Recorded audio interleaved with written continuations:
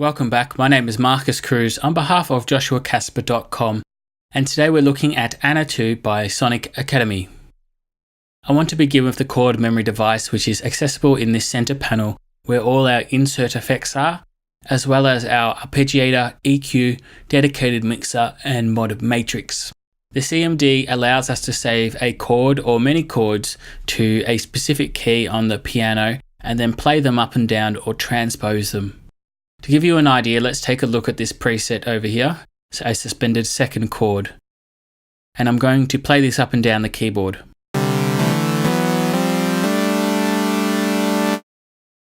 If you want to strum through the notes in the chord in the similar way to a guitarist, all we have to do is turn strum on. And then it's a matter of rolling the mod wheel up and down in time with playing the key. So to get a better feel, because this is a synthesizer, let's bring the amp sustain down and the decay down to synthesize a pluck on a guitar.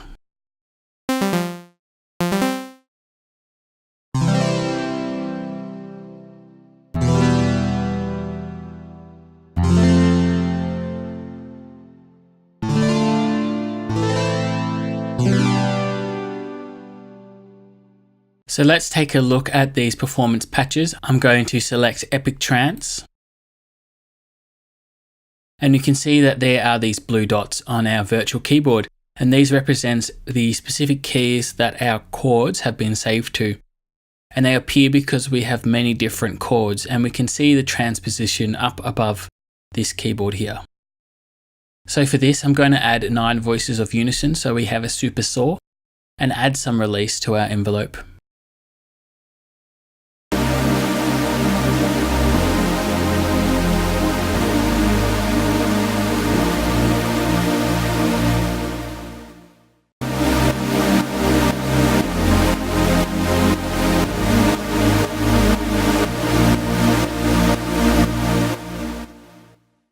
Next, I want to look at the Pidgeotto, and we're using this in conjunction with the chord memory device.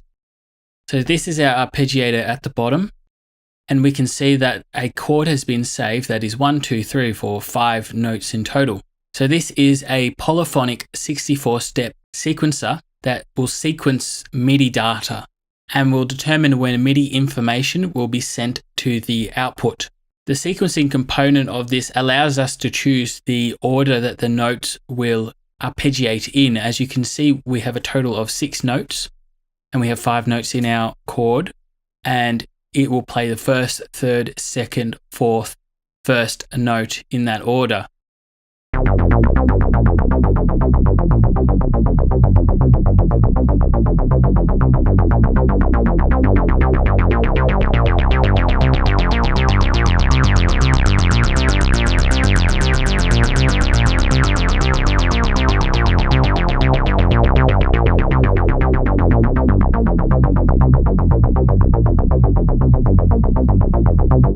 As this is a polyphonic arpeggiator, we can set up the sequencer so that the notes are stacked on top of one another.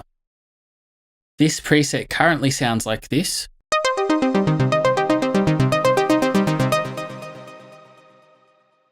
And I'm going to put in an octave above and below the current arp.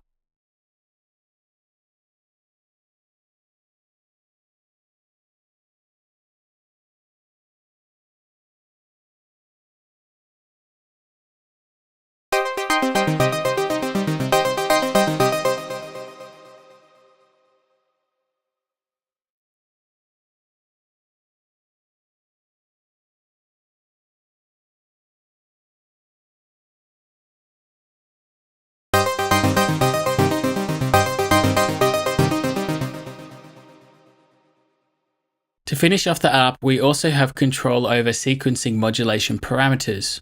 We can control 2 mod sources and velocity. Currently the arpeggiator sounds like this.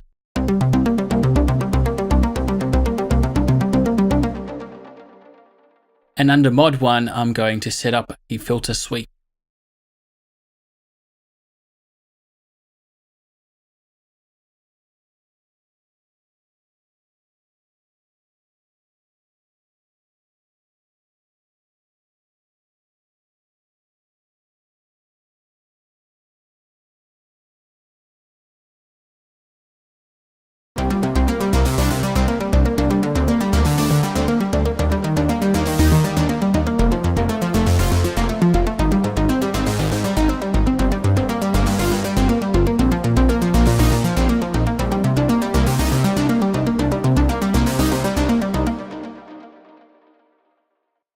ANA 2 has 3 wavetable oscillators, as well as 3 sample-based oscillators.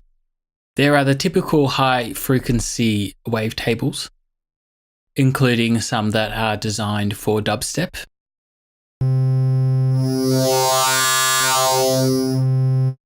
ANA also includes 3 multi-assignable G envelopes that we can use to create loopable LFOs or MSEGs, including these presets called MegaWub, which I'm going to connect to the morph control of our dubstep wavetable.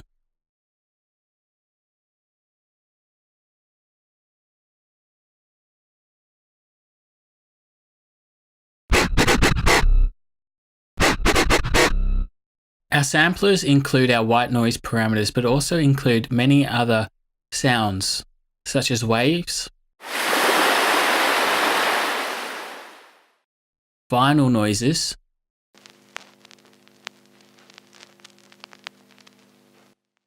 and even bamboo chimes.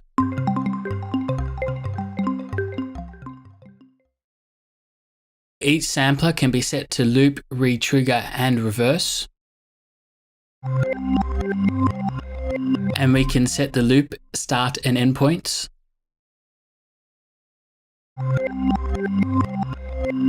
Including a crossfade parameter to ensure seamless looping.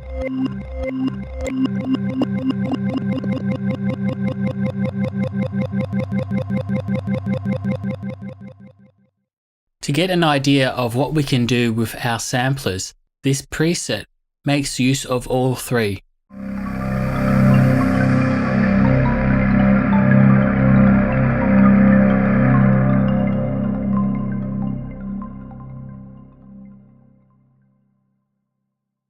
As you can see, ANA 2 is a powerhouse of a synthesizer.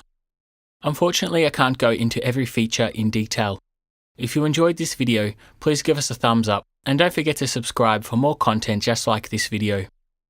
To wrap up, I want to give a brief mention to some of the features I missed, including 24 effects across 5 inserts and the ability to have multiple instances of each effect, as well as bust them.